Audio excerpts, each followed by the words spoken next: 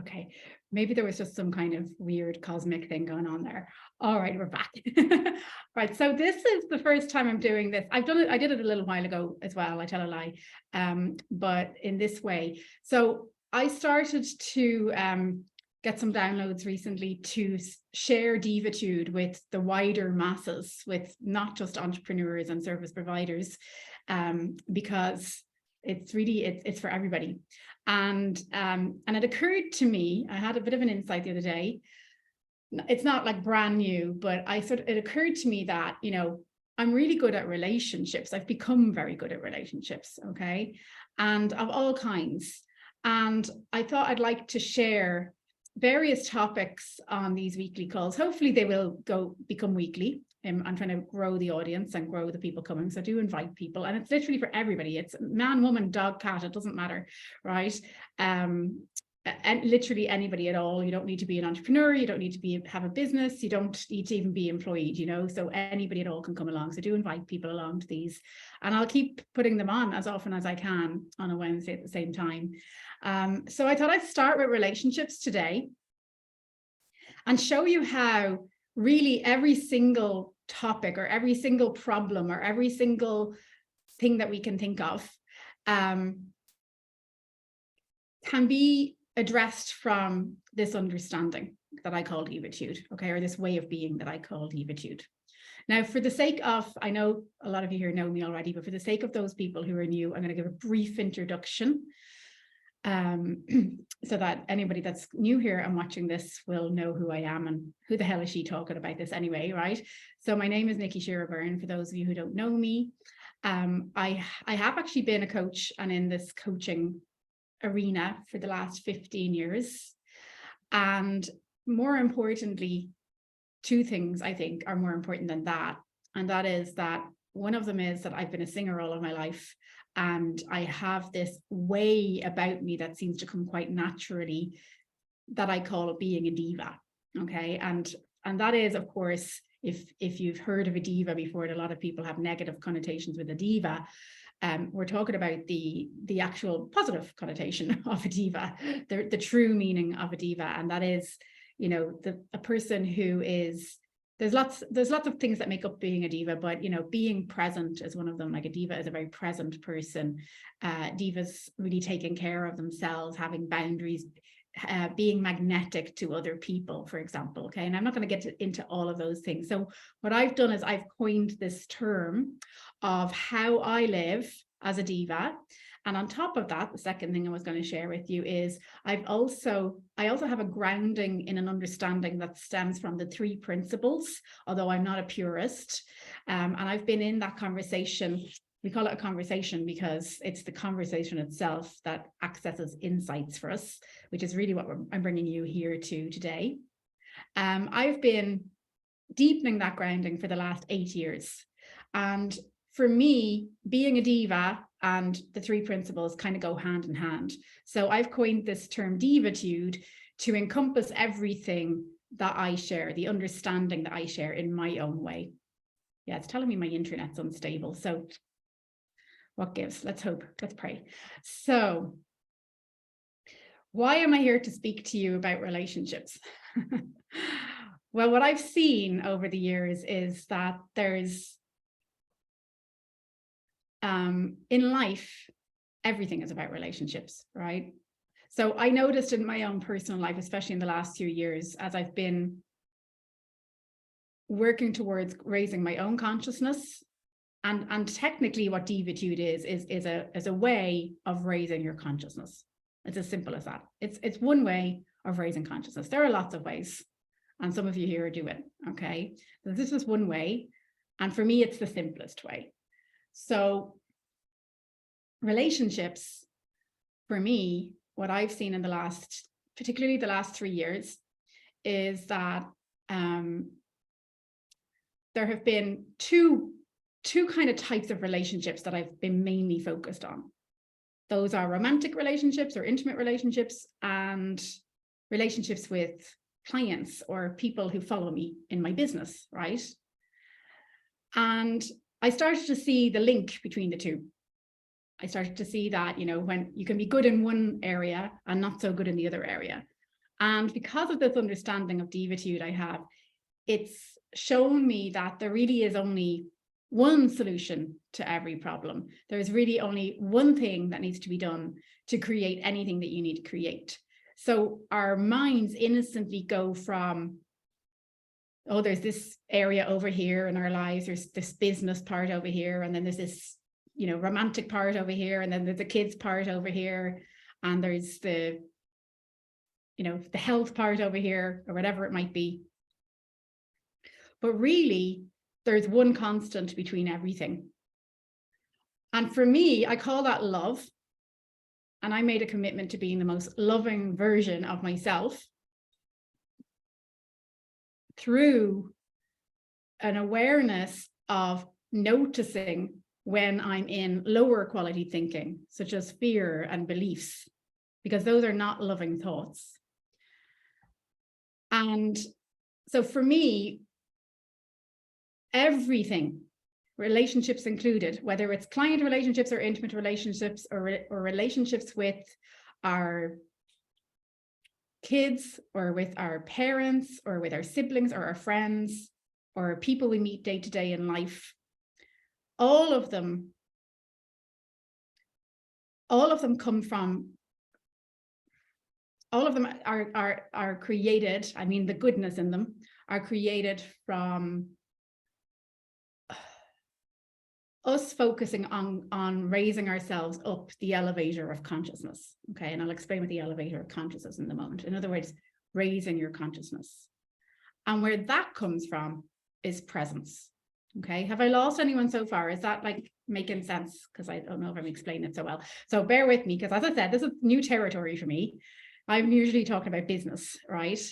So this is like, I'll have to find my footing and my bearings on the language that I use for this conversation. So anyone, if at this stage I'm not making any sense, let me know. It looks like I am. Okay. So what I wanted to share is, for me, what I've noticed in relationships that works 100% of the time is presence. Just presence, right? So I saw a connection between being good at relationships in, you know, intimate relationships versus being good at relationships with clients, okay? So what I started to notice as I was playing this game in my own head, right? I mean, nobody else knew what was going on but me, but it was this kind of feeling like, you know, there'd be times where I go, oh, but I'm so good at this romantic relationship over here. Why am I not getting any clients, right? And then there'd be other times where I'd have loads of clients around and I'd have no romantic relationships, and I'd start going, but I'm so good at this relationships over here. Why am I not so good over here, right? And I started to see what I was doing was innocently separating the two as two completely separate things, right? And realizing that I was looking at the external. And really what I started to see more and more as I deepened my grounding in Divatude, is that relationships are the same no matter what kind of relationship they are, no matter who they're with, no matter which area of your life they are in. Can you all still hear me?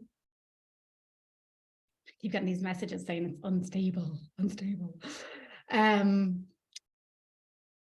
Yes, so what I've seen is the answer to creating good relationships all over in life is presence, right?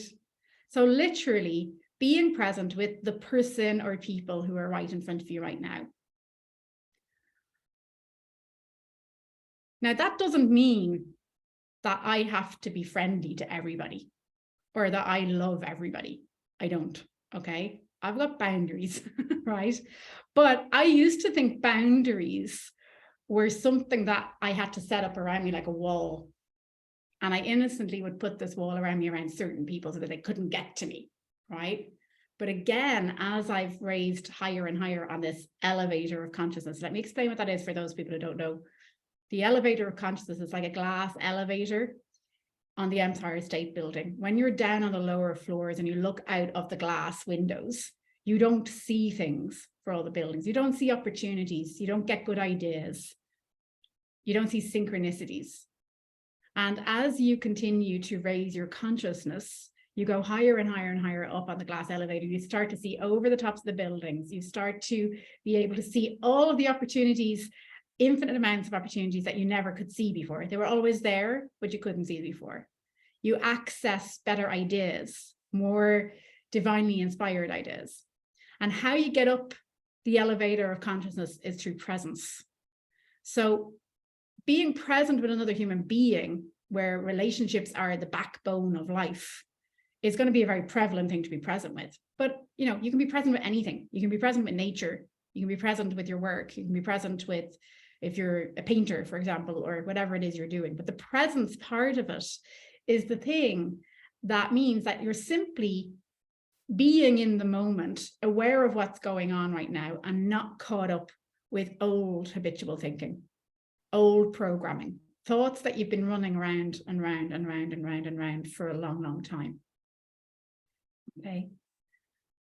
So I was listening to an audiobook yesterday by a mentor. I hired this mentor's, what does it call a person who's underneath a mentor? Not his mentor, his protege, is that really what it's called? Somebody who worked under him, okay? And subsequently unhired. Mentee? I think it's a protege, something like that. But anyway, not to worry. The person who had hired him, okay? So he was this very, very well-known coach. And there are aspects of what he does that I love. And one of them is that he's the most loving person that anyone's ever met, apparently, okay? Now, I've never met him, all right? But I have met his protege, or whatever you want to call it, the person who's trained under him. And I thought about it for a moment, and I thought, they kept talking about, it's like a biography, okay? It's written by his wife and a bunch of people that have worked with him. And I went for this big long walk yesterday while Stella, my daughter, was going to gymnastics, and she urged me, Mom, go for a walk. So I did what my 5-year-old daughter told me to do. And it was nice. And I listened to this audiobook that I had started to listen to about a year ago, and then stopped after I sort of decided that wasn't my path. But I decided to listen to it again. And I saw something. I saw that this man had, and it's not to say that this man is wrong, by the way, I'm not judging him. I just want to show you something here. This man had committed to being the most loving person he could be, right? He was teaching people to commit to being loving. And to be loving meant things like charging astronomical prices to be in his presence, people having to get on planes to go there physically to be with him, that he doesn't do Zoom calls. You're not allowed to record classes or lessons. You're not allowed to take notes, okay? And his whole thing is to be present in front of you, right?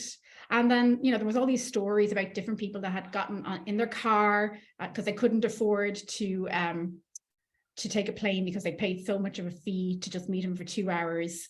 And they'd gotten into their car and they gotten stuck in traffic jams, and they were so worried that they wouldn't make it because there was no refunds and all of this kind of thing. And yet everybody said he was so loving because of his presence. And the thought occurred to me, you know, oh yeah, sorry, there was another piece to it. He also said that everything was based on agreements, okay? And that what he said at one point in the book was, I make agreements. And if you don't keep your agreement, that's it, you don't get a refund, right? So the agreement is we agree to meet at this time in my house and at my coaching studio or whatever, right? And that's it. And if the Queen of England, this was written before she died, was to call me up and say, hey, I want an appointment with you, she would be told that she would get the next available appointment because this time is for you. So the agreement is we both are going to meet at this time, and that's it. There's nothing can cancel this agreement. All right. And what struck me was, from my understanding of being loving and being supportive to somebody and being present with somebody, being present in itself allows us to simply access the information that we need in each moment. So for me, that sort of sounds like a big rule book that this person has innocently created themselves and made it look like these are the rules and they stick forever and that's the way it is. So for me, what's different here is, for me to be loving is to be in this present moment, receiving wisdom knowing what to say in each moment to the person who's directly in front of me. All right. And if that's like yesterday, for example, on our Divatude Academy, we 2 people couldn't make it. One told me, one sent a message to somebody else to tell me. And, you know, if I was like, well, you know, oh God, you're sick. You can't be sick. You're not allowed to be sick. I can't see how that can be loving, right? Or if I was like, well, you've got to send me over €300 for that call right now that you missed. I can't see how that's loving, because everything in my wisdom in that present moment is telling me what to say in that moment, right? So the presence, being in this present moment with the person I'm in front of, is giving me exactly what it is that I need to say to a person, regardless of what's going on externally. Does that make sense?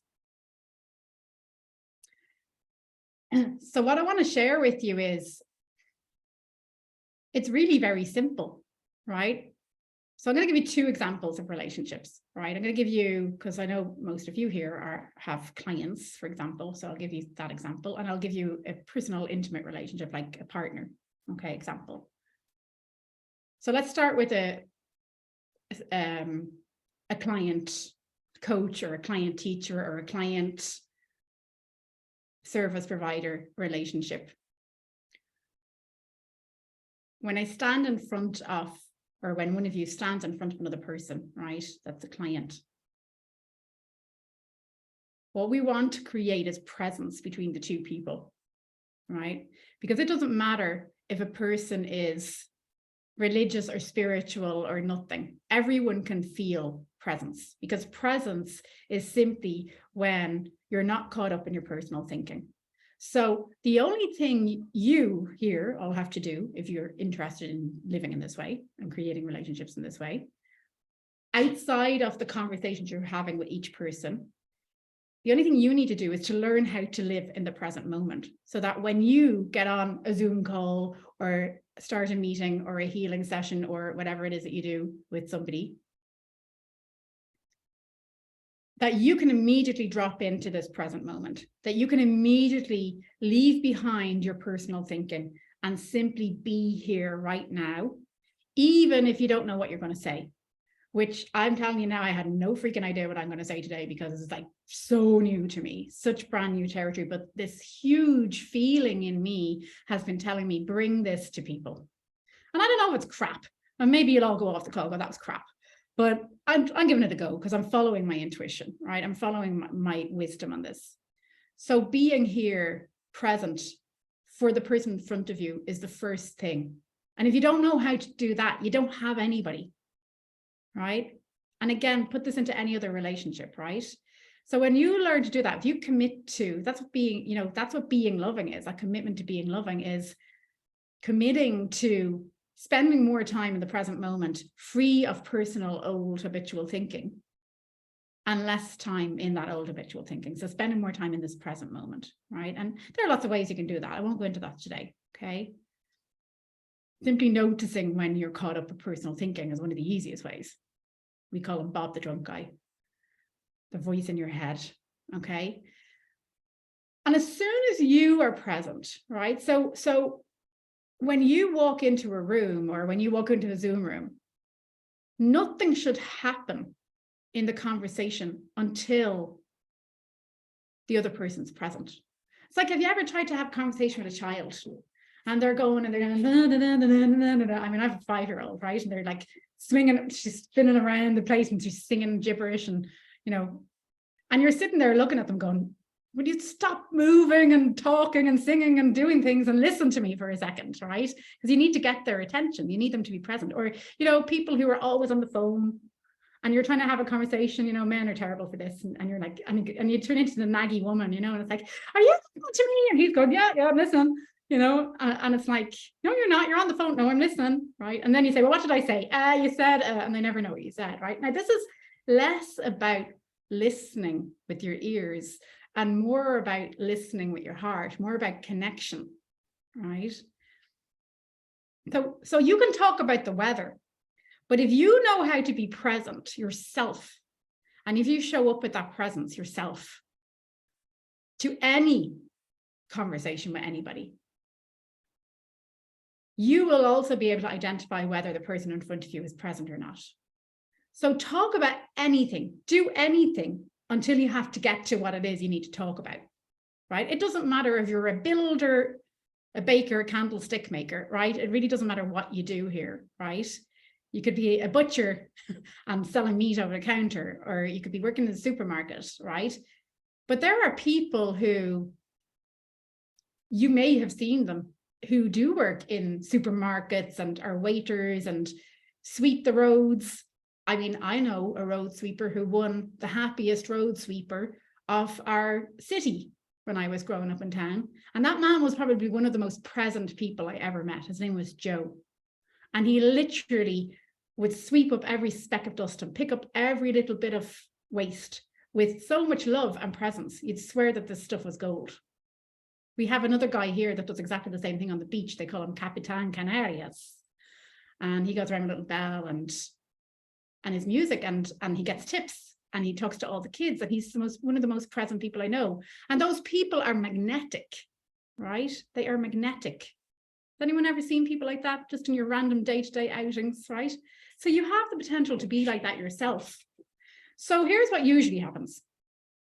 So I'm going to give you the second scenario, but it doesn't really make a difference. But I want to share with you an intimate relationship, because those tend to be a bit trickier, because we get caught up with, you know, loving feelings and hormones and all sorts of things like this, right? And usually what happens in intimate relationships or partnerships is you've got one person over here, one person over here. Okay, so let's say it's Bob and Sheila. Now, let's not call him Bob, that'll confuse us because we've got Bob the drunk guy. So let's call him Albert and Sheila. Okay, I have no idea where I got those names from. But anyway, so Albert's over here and Sheila's here, and they're having a problem. And Albert's all up in his head thinking about Sheila, right? And he's got the story about Sheila in his head. And Sheila's over here, and she's got a story about Albert in her head. So if you can imagine like a little picture in each of their minds, those little picture bubbles, right?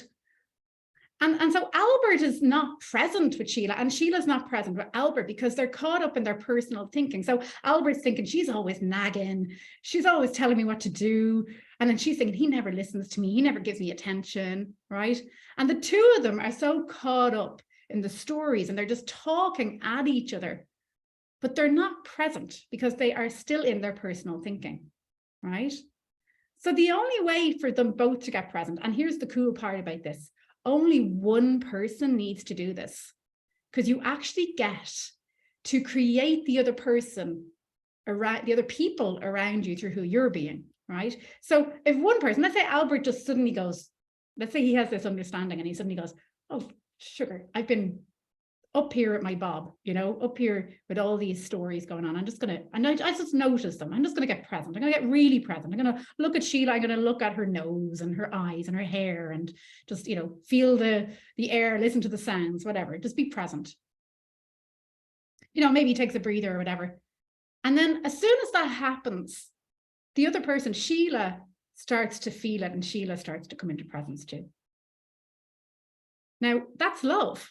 That's being in love. And I talk about loving clients into being, and this is not for entrepreneurs, so I don't want to make it about that, but this is why there's no difference between loving clients, loving the supermarket checkout operator, loving the person who's at the train station that you see every single day, walking down the street and just loving everybody you see, right? Now, again, I want you to know that I don't go around loving everybody. I used to think that that's what this was about.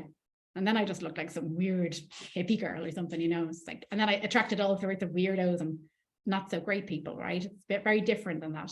So this is not about looking out there to the other people. This is about looking at yourself, first of all, and showing up. Can you all hear me? Showing up in that higher state of elevation, in that place of higher consciousness. And what tends to happen then is you tend to either only attract people at a higher vibration that get you, they're on your wavelength, they're able to drop into the presence with you, or the people that are with you like in your life. So this could be any kind of relationship at all. Could be your mother, your father, your kids, whatever, your partner, friendships, clients. And if they're not like quite at that level and, you know, they're doing your head in, so we say in Ireland, right? And it's not working out very well. When you continue to be present, they will come up to your level or they'll simply slip away. And the other new people that you meet, when you continue to focus on raising your vibration, raising your consciousness through being present all the time in your own life and then in your relationships, in every person you meet, it's almost as if you're there and they're there, and you don't see them and they don't see you anymore. You're just at a different frequency. So you just don't attract that person. Like attracts like, right? So all I want to share with you now, and then I want to turn it over to you all and see if you have any questions or if you want to contribute towards this in any way, is, you know, to let you know that this is not theory, right? This is not something I learned out of a book. This is not something that somebody taught me. Yes, originally there was reasons why I was curious to learn these kinds of things, and hence I signed up for courses and paid lots of money and then realized it wasn't for me and all sorts of stuff like that. And then finally found the answers myself. So, you know, I don't know how you want to look at that, but this is all experience. And the most recent one that I can share with you, which I think is really pretty awesome. I wrote these down somewhere, but I don't know if I actually shared them in public because they were very private. So let me just check. Well, one of them is that I've been asking for peace in the relationship with my daughter's father. I know some of you I shared this with already. And we broke up 3 years ago. And that was painful. Like that was serious, you know, legal trials and horrible. Just the worst you could possibly imagine, right? And no communication and everything. And I started to realize that the only thing that I could do was keep focusing on raising my own consciousness. And I thought he'll either slip away or there'll be peace and some way we'll come together. And in all honesty, I kind of thought he'd just slip away. But we've actually become friends. And genuine friends, not just pretending friends. You feel it in a person, right? Okay. And that happened very, very quickly in the end, right? Another thing that I notice happens for me is, and this is where presence is so important, and this is something you can just play with. I mean, it's just something I've noticed. It's that we never really, like we look at relationships, especially intimate relationships, for example, right? We never really know what another person's doing when they're not with us, right? Technically, that's kind of their time. And there's this kind of tendency for us sometimes in relationships, not all of us do this, but I know I used to, you know, calling up our loved ones, like, what are you doing? Where are you? Who are you with? You know, and that can put a lot of pressure on people, right? And what I've noticed is that when we are just truly present with the person in that moment, like we can have so many arguments and crap that can go on based on what's going on in our minds and what we're thinking about is really happening when we're not there.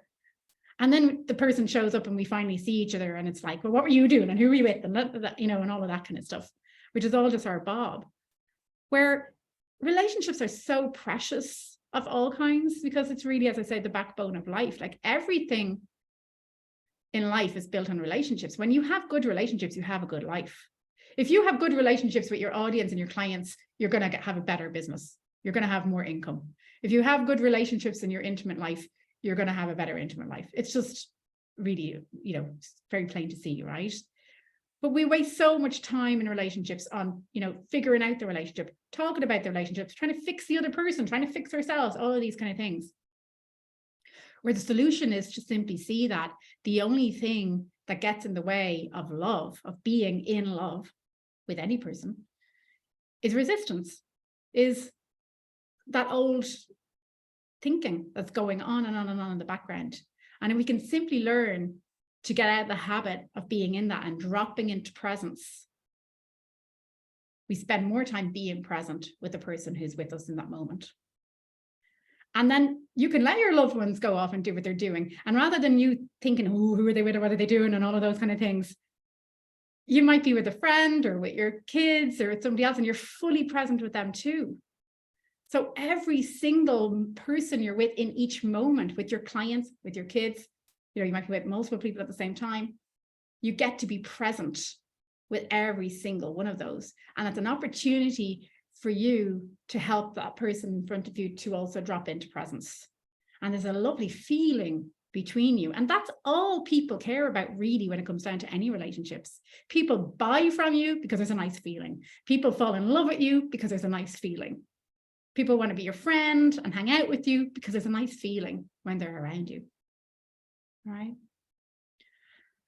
So I'll turn it over to you if anyone has any questions. And sorry it was a little long and took me a while to get on as well. Questions or anything you'd like to share on this? Anything that's coming up for you? I guess I'll step in and I'll say that I have personal experience with this as well. I went through something very difficult as well. And, you know, some of you may be able to relate. So Anthony and I, that's my husband, we went through a very difficult time in 2020 where he actually, you know, started having questions about our relationship and all those kinds of things. And it was only when we went through that period of, we went through a period of actually separation,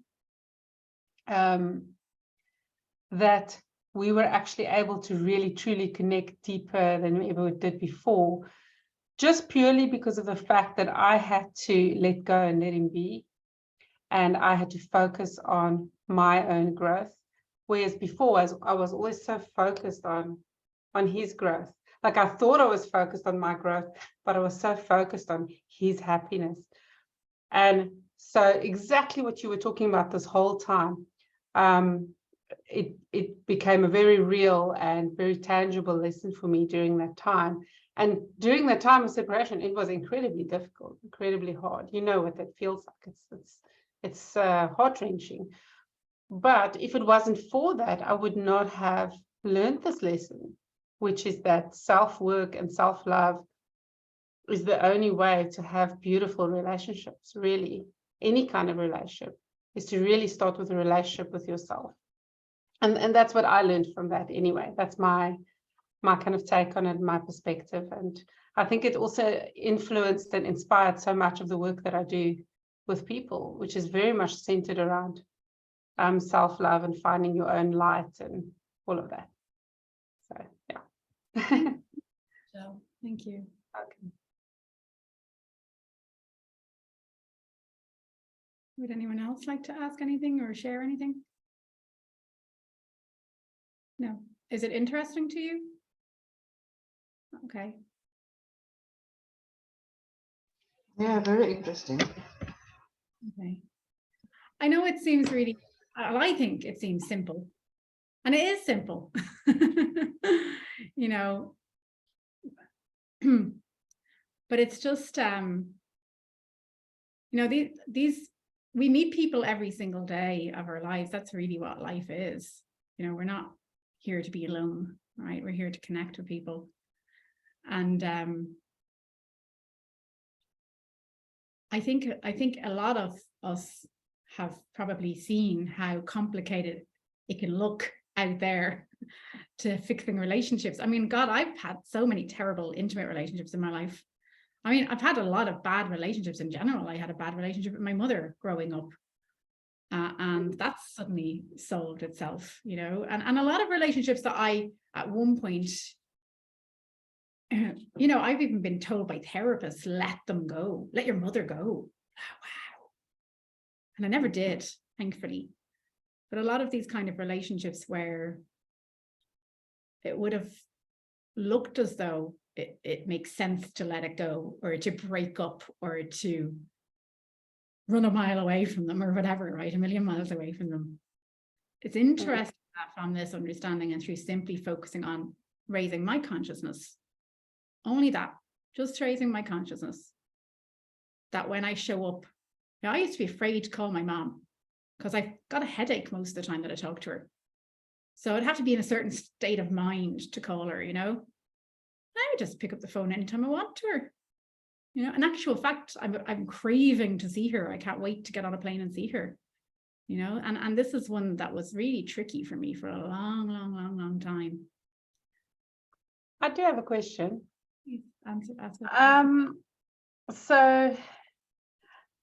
So people like me, neurodiverse people, have a bit of trouble with black and white thinking sometimes, right?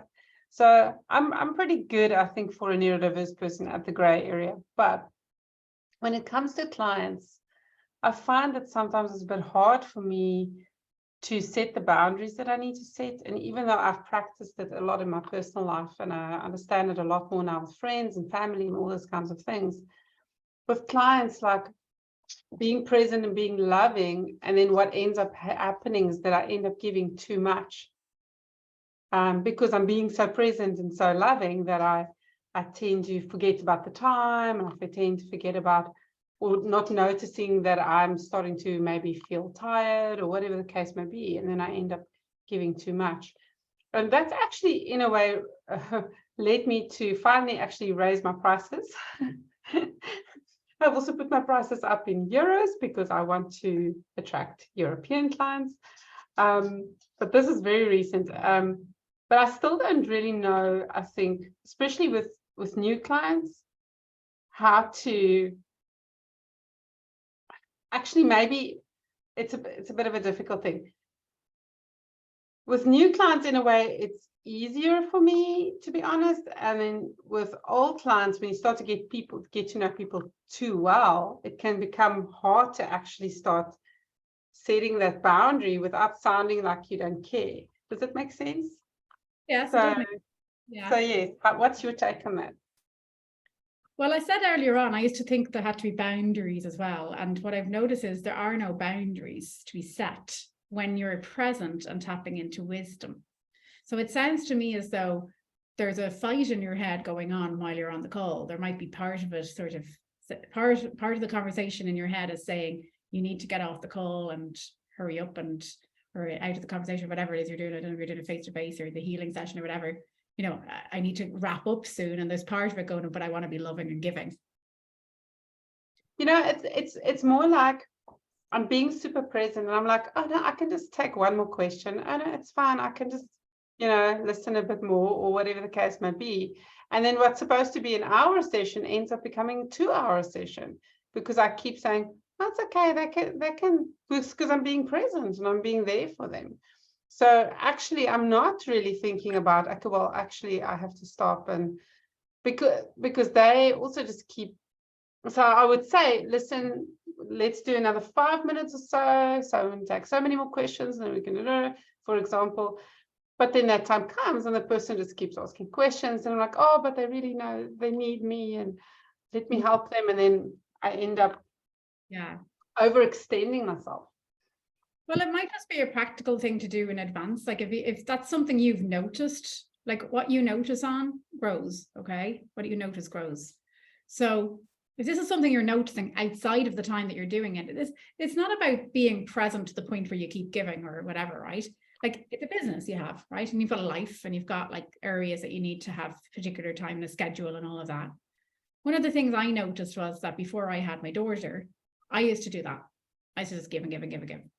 And then I had to have a schedule because I had childcare, and I only had a limited number of hours in the day to be able to do my work. And I got way more efficient, and I got people way better results, funnily enough, from doing that.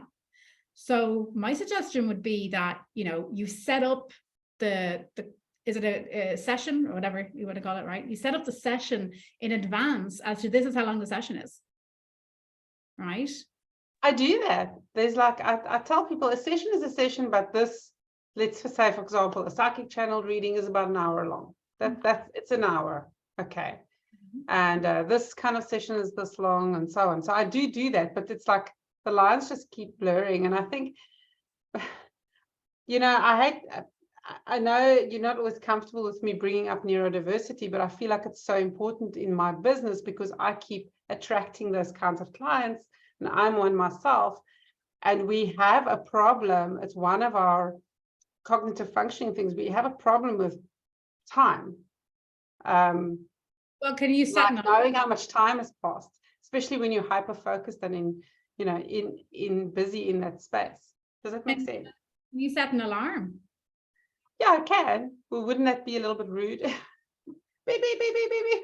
Well, if you're burning out and getting tired from over giving and not realizing how much you're giving, you're not going to give the best you can give and be as present as you can be and do the best job you can be if that continues, right? Yeah. That's just business. You know, like there's still business and there's being loving. And there's also setting up the structures and boundaries of your business to support your ability for well-being, your ability to stay present and not sink into lower moods when you're tired, for example. It's harder to be present with other people and to give to other people when you're tired. Yeah. So, you know, you can have a quiet alarm, you could have a vibrating alarm in your pocket. I also want to add that for me, when I'm a client somewhere and somebody tells me the session is an hour and it ends up being 2 hours, like I feel like I wasn't held in a good space, because I'm like, okay, I scheduled in my time, I scheduled an hour, I came with the energy to listen to you for an hour, but then if it goes too long, I'm like, but yeah, I don't feel held safely. So it's also loving to a client to stick to the boundary. Like that's how I feel. That's a good point.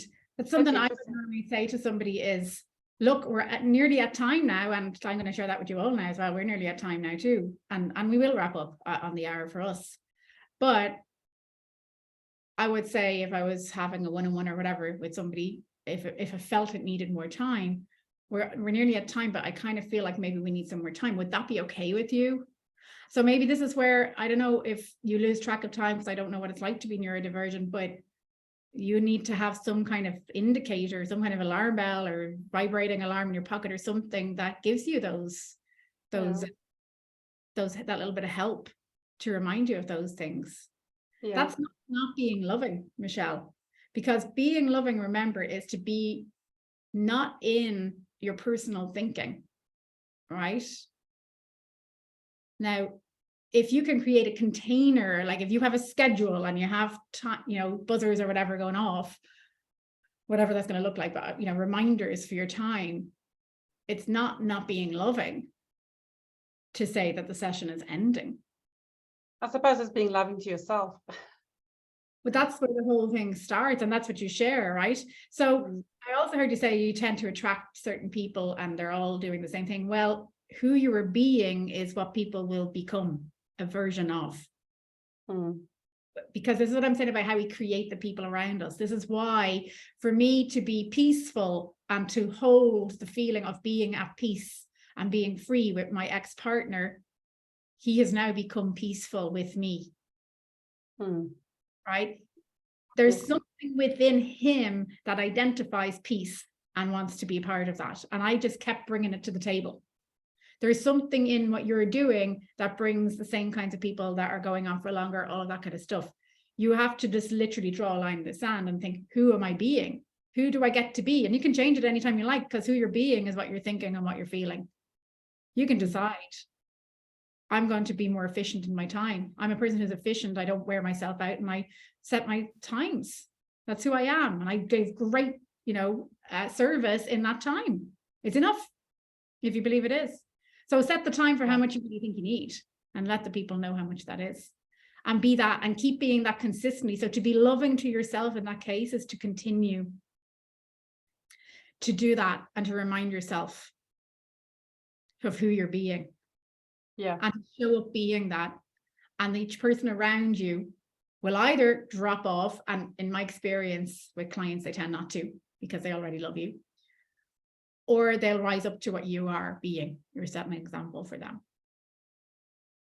Thank you. It's a very good question, though. Thanks for asking. Hello, Angelia. Thank you for joining us. We are going to wrap up soon. I don't know if the time zone was a little hazy for you. I got confused at the time zone. Oh, you're recording. I'll send you over the. Well, I was listening to what Michelle was saying, and I can relate to what she's saying. So it was interesting. Yeah. Okay. Yeah, I tend to sometimes go over the time myself, and but I'm okay with it sometimes. Most of the time I'm okay with it. It's not like I stress out about it afterwards. I go, oh, well, okay. And I'm not worried about it. And so I think it depends on how stressed you are afterwards, like how you feel after you get off the phone and realize, oh, I've been on there too long, and why did I do that? And blah, blah, blah. You start talking to yourself. So my heart says, be there, be present. I'm a light worker. I'm here to help. I want to support and I want to love and I want to, that's what my heart says. But when you're in that hyper-focused state, so for a neurodivergent person, it's like you don't even realize the signals that your body is sending you. So we tend to get drained from social interactions, even if we really love social interactions, even if we really love people, it just can be really draining. So it's more about that for me, about realizing for myself that I need to give myself that sort of limitations, because my clients would be happy for me to talk to them all day, some of them, they kind of take advantage of it, actually. And what I wanted to finish saying was, if I'm in sorry. it, okay, no problem. But what I want to say, like the ending is, if all of you is okay with it, all of you, not just part of you, but all, like body, mind, and spirit, everything is in alignment and is okay with it, then there's no problem. But then all of a sudden, when you realize it, and then you get into your head and say, oh, I really shouldn't have done that. Then you weren't really into, all of you was not really into it, So that's how I see it, as far as for me, and then I don't get into my head about it. I'm okay with it, Yeah. This is where I started at the start of the conversation, talking about the agreement thing that this other person had set up, right? And how these agreements, these are the agreements we make, and if the Queen of England comes along, this is the agreement. Now, I think that's rigid, based on my understanding is being present in each moment. So for me, the logical thing is set an hour long or whatever it is. And then if in the moment it feels like if you're present, you'll know what to do. If you're present, it'll feel like, that's what I mean about being present. The wisdom will drop in. You won't be caught up, because you're possibly, catch yourself if you are, caught up going, oh, will I go on long, or am I going too long, or maybe there's something going on there. So if you give yourself these time frames, be present for that time, and then in the moments right before the end, if it feels like you need more, suggest to the person, I may need more time. Would that be okay with you? So you've just set up a brand new agreement, and if they don't agree, they don't agree, and that's it, they go, right? So the thing about agreements I see is your commitment is to agreeing and then checking in with what's still needed now. That agreements can change and you can create new agreements. You can't assume or presume. That's an expectation, and those are toxic.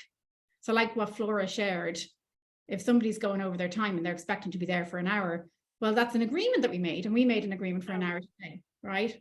So I do usually ask people, I don't just carry on. There are certain clients, though, I can put it that way. There are certain clients who don't realize themselves that they are. So we kind of feed off of it. kind of become this thing. So yes, I need to set that. I do need to set some kind of boundary there, like you say, just to check in at least, and just to like, okay, where are we? And But just to bring it back to being present, Michelle, if you're aware, I don't know how neurodivergence works, because I don't have it, I don't experience it, I don't know much about it, but what I'm understanding from what you're sharing with me is, if you're not aware in that moment that you're going to get tired, or that you're giving, but you're seeing the pattern of it, you ask, who have I been being to create that, right? I've been being, well, I've been being somebody who's been given too much time. So you can change that. You can change who you're being, right? But you might be in that moment, but at least you can look at what you're doing and change it now and set it up. So you're re-agreeing, you're making a new agreement with yourself and with your clients. Yeah. Absolutely. Thank you. You're so welcome. I know I started a little late, I do want to wrap up, but if anybody else wanted to speak just for a moment before we left, I'm happy with doing that if you're okay to give us the full hour. All good. Okay. Well, I hope this has been helpful. It's just the start, and I want to give you all something to be able to drop in and out of as you see fit. And my plan is to show up here each Wednesday with a different topic. That was the one that came up today. If you'd like to request topics, you're welcome, and you can go into the so these are called Living with Divatude calls, and there's a group called Living with Divatude, a Facebook group. If you don't find it, let me know, and I'll make the announcements in there, and I'll also share the replays in there. Okay, so that's where you'll be able to access everything. Thanks so much for being here today. Really appreciate everyone, and it's nice to see you all again. And Thank you. And do feel free to share these calls. As I say, this is inclusive of everybody. It's not just for entrepreneurs. It's for men, women. I wouldn't say kids because it might just be a bit over their heads. But, you know, it's for anyone who'd like to show up. So do feel free to invite people. All right. See you all soon. Take care. Have a lovely day. Thank you. Bye. Bye.